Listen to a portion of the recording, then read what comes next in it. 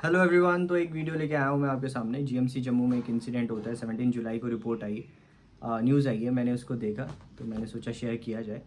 आप ना पहले एक वीडियो देख लो ना। यहाँ पे एक वीडियो चली जिसमें अटेंडेंट जो है वो एक फीमेल डॉक्टर है, ईएनटी सर्जन है शायद, उनको अटैक करिए। आप ध्यान से देखिए। वहाँ पे एक सर्जन खड़ी होंगी, ठीक है। वहाँ पे सर्जन खड़ी होंगी, वहाँ से एक लड़की आती है, वो में शायद उनकी बेटी है, और वो फिर उन पर अटैक करती है इस तरह। मतलब आप देखोगे डायरेक्टली उनके एब्डोमेन पे लात मारती है कस के, ठीक है। और फिर वो डॉक्टर बेचारी अंदर जाती है। मतलब अगर हमें कोई मारे हम तो फिर रिएक्ट कर जाएंगे ना, एक्शन विद रिएक्शन, बट वो फिर भी पेशेंटली बाहर आती है, उनको समझाती हैं कि भाई क्या रीज़न रहा होगा, है ना, डेथ का। अब जितना हमें पता चला है, फिर मैंने इंटरव्यू सुना उसकी। मतलब यही जो लड़की जिसने मारा है, इसने डिस्क्राइब किया अपने पापा की से सारी क्या थी उनको डिजीज़ वगैरह। सब एरेक्नॉइड हेमरेज बोला उनको था। पीछे वो लेके गए सब एरेक्नॉइड हेमरेज में। आपको थोड़ा सा बता दूं क्या होता है। ब्रेन में ना बहुत सी आर्टरीज होती हैं, वो लीक हो जाती है, तो एच वैसे भी उसका पूरा प्रोग्नोसिस रहता है। आप बुक्स में क्या, विकीपीडिया में डायरेक्ट सर्च कर सकते हैं एच क्या होता है ना, सब एरेक्नॉइड हेमरेज है, ठीक है, हेमरेज।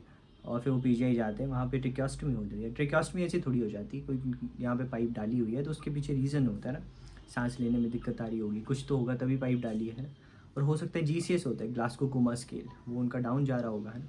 उसके बाद क्या हुआ कि उनको नर्सिंग केयर के लिए ना बहुत से, आपने मेरे भी कॉलेज में फ्रॉम चंबा मंडी हर जगह न्यूरोसर्जन के लिए, न्यूरोसर्जरी कंसल्टेंट के लिए, कंसल्टेशन के लिए हम जाते हैं पीजीआई से। वहाँ से वो सब कुछ क्या करते हैं वो, उन्होंने हालांकि उन्होंने वो लिखा है कि डिस्चार्ज कार्ड पे poor prognosis explain to the patient. क्योंकि रश इतना होता है ना, वो बता नहीं पाते, बस पुअर प्रोग्नोसिस लिख देते हैं।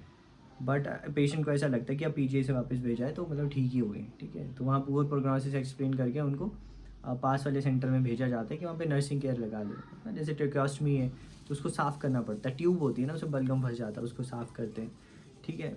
और थोड़ा वाइटल वगैरह उसके देख लिए जाए। तो वो जम्मू आए होंगे नाइट ड्यूटी में। अब हुआ क्या कि ट्रेकोस्टमी लगी हुई थी, वो डिसैचुरेट कर रहा होगा पेशेंट, क्योंकि अब उन्होंने ये देखो, आप वीडियो देखोगे ध्यान से, इस लड़की ने ये कहा है कि पापा को तीन तीन ब्लड चढ़े, है ना। अब ये बताओ कि मेरा अगर ब्लड लॉस होता है तो हम जनरली एक एक है ना ब्लड की वो चढ़ाते हैं। वो तीन एकदम चढ़ाना मतलब कहीं मैसी ब्लड ट्रांसफ्यूजन हो रहा है, या हो सकता है कि ब्लड लॉस बहुत ज़्यादा हो रहा है, यानी ऑन गोइंग ब्लीड है। मतलब हो सकता है वहाँ से रेफ़र करके भेज दिए हो, और पता नहीं न्यूरोसर्जरी हुई है या नहीं हुई है, अभी तक इतना पता नहीं चला है। वो ऐसे ही भेज दिए होंगे वापस, या करके भेजे होंगे, और ऑन गोइंग ब्लीडिंग हो रही होगी, और जिसकी वजह से आपने शायद ब्लड चढ़ाया होगा, है ना। और फिर आपने ब्लड चढ़ाया, उसके बाद स्टेबल नहीं हो पा रहे होंगे, तो उन्होंने ट्रेकोस्टमी के थ्रू इंटूबेट करने की कोशिश की। यहाँ पे यहीं के थ्रू हम क्या होते हैं, नली डालते हैं जिससे सांस आने की मतलब चांसेस, फिर उसको वेंटिलेटर पे डाला था। लेकिन ऐसा करते करते डिसैचुरेट करके और एकदम से वो कोलैप्स करके और उनकी डेथ हो गई। तो इसका सारे जिम्मेवार कौन बन गया? डॉक्टर बन गया, ठीक है। डॉक्टर ने ही सब एरेक्नॉइड हेमरेज कराया, है ना। डॉक्टर ने ही हो सकता है इन्हें लेट पीजीआई पहुंचाया, और डॉक्टर ही इसका जिम्मेवार बन गया। और वो ईएनटी सर्जन बेचारी अगर ट्रेकोस्टमी के लिए आई होगी ना, उसी को इतनी ज़ोर से इन्होंने टांग मार दी। अब इस पर आप, ये वीडियो आई है इंस्टाग्राम, यूट्यूब, कहीं पे भी, तो नीचे कमेंट सेक्शन में आप लोग देखोगे कि बहुत से लोग ऐसे बोलेंगे जम्मू में तो कुछ नहीं होता, जीएमसी में कुछ नहीं होता, यहाँ तो डॉक्टर मारने आए हैं, इनको कुछ नहीं आता, पीजी वालों को कुछ नहीं आता, भाई हम लोग ही हैं डॉक्टर, है ना, इनको तो कुछ नहीं आता, ये नीट वीट दे के आए, इनको कुछ नहीं आता, ये ऐसे ही लग गया है, इनको कोई पता ही नहीं है क्या होता है ना, ट्रेकोस्टमी क्या होती है, हमें कोई नहीं पता, ठीक है।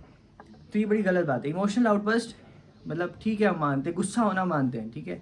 अब किसी का पेरेंट गया है, वो मैं मानता हूँ कि बहुत दुख लगा होगा, लेकिन यार इस तरह आप लात मार दो यार किसी फीमेल सर्जन को, है ना, वो भी बेचारी नाइट ड्यूटी पे है। अब उनके पेरेंट्स को पता चला होगा, कितना दुख लगा होगा ना। हमने बच्ची को पढ़ाया, ड्रॉप कराया, पैसे लेके, जैसे तैसे बच्ची ने एमबीबीएस की, अच्छे मार्क्स लिए, पीजी सीट ली, एनटी ली, है ना, और रात को ड्यूटीज़ दे रही है, ट्रेकोस्टमी कर रही है, जान बचा रही है, ट्रेकोस्टमी चेंज ही कर रही होगी वो, बिल्कुल मतलब ट्राई कर रही होगी कि हाँ मतलब सेव कर ले अंकल को, क्योंकि एज अ डॉक्टर हमारे लिए हर लाइफ मैटर करती है। आप लोगों को लगता है ना हम लाइटली लेते हैं, नहीं, हमारे लिए हर लाइफ मैटर करती है। तो वो ट्राई कर रहे होंगे, और बस ऐसा हो गया। अब ये मतलब सारे अटेंडेंट को भी ये जानना पड़ेगा कि मोर्टालिटी तो होनी है भाई। अगर कोई डिजीज़ हुई है, लीथल डिजीज़ हुई है, तो उसमें मोर्टालिटी तो बनती है, ठीक है। लेकिन इस तरह मारना भी बहुत गलत बात है। Thank you.